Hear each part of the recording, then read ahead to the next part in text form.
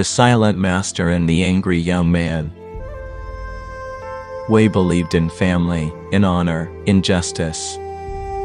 Once he trusted a brother's promise, a future shared, but betrayal wears familiar faces. And fire takes more than stone. His brother sold him out, bandits came, justice turned to ash. Now there's nothing left but the journey, to find what he lost. Or become someone else entirely, so he walked away. From all he knew to seek what could not be taken. Strength, truth, peace.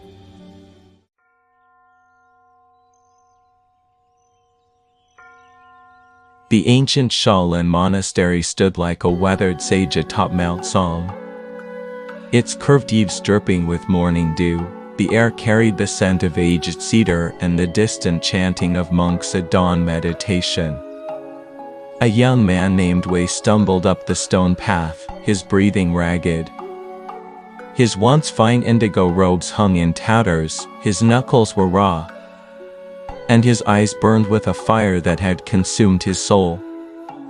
At the massive red gate, he was met by Brother Huan, the gatekeeper whose white beard flowed like a mountain waterfall.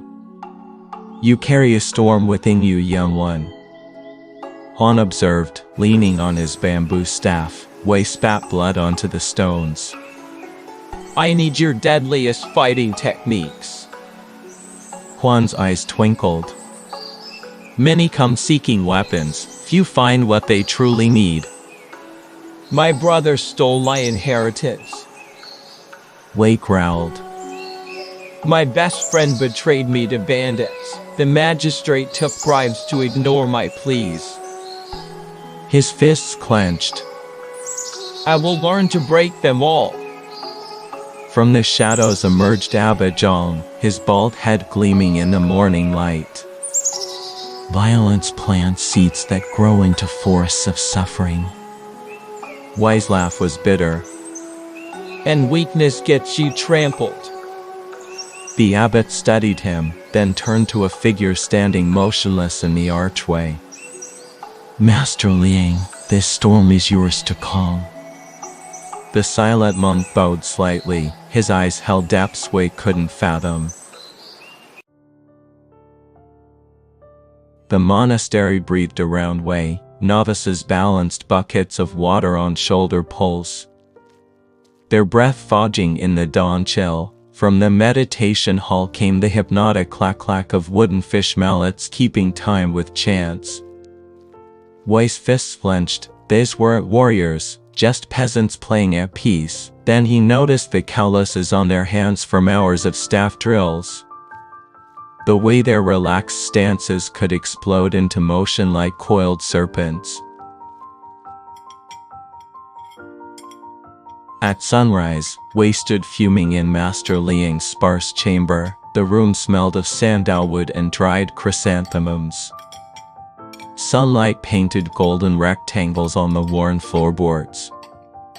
"When do we begin training?" Wei demanded. Liang knelt gracefully before a low table. He lit a single beeswax candle, then reached for an iron teapot older than Wei's grandfather. "I didn't come for tea ceremonies," Wei snapped. The master poured steaming oolong into a delicate celadon cup.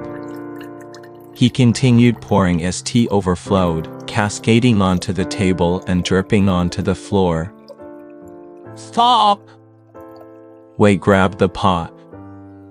"Are you blind? It is full." Liang set the pot down and met Wei's gaze from the doorway. Brother Ming, a young monk with sharp eyes, chuckled. "Your mind is that cup, young tiger, overflowing with anger. How can wisdom enter when there's no space left?" Wei kicked the table. "I need combat skills, not riddles." Liang picked up the cup, refilled it, and offered it again. With a roar, Wei smashed it against the wall. Shards rained down like broken promises. Liang simply collected the fragments and left without a sound.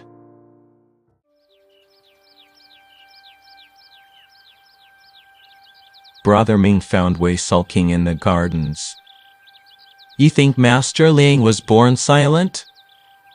He nodded toward the Hall of Warriors, where faded murals showed a young Liang standing atop defeated bandits. "He spoke with swords once, after he lost his family to a feud. He took 100 lives seeking vengeance." Ming plucked a peony. "One day, he realized he'd become the very monster that killed them." Wei watched a ladybug crawl across a petal. Ming smiled. "Now he speaks through what he doesn't say."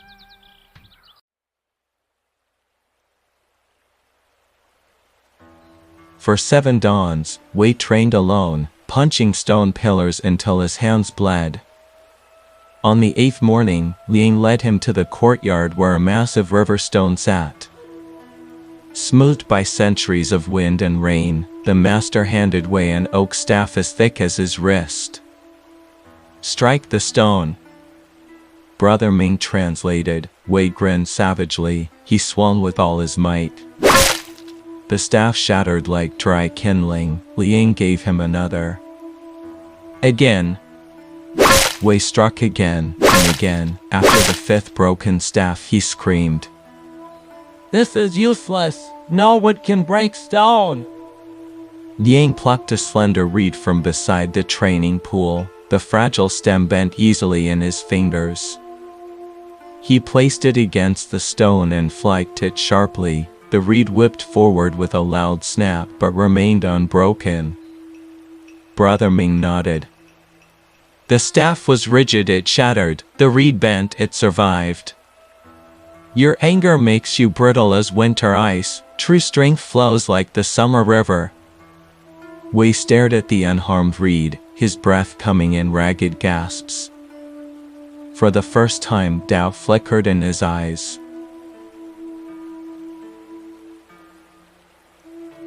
When Wei examined the unbroken reed, he found its stem lined with nearly invisible fibers. "Weak alone, unbreakable together," Brother Ming whispered.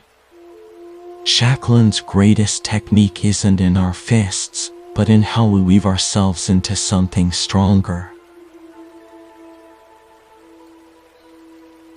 Wanna see Wei's transformation? Subscribe not to miss it.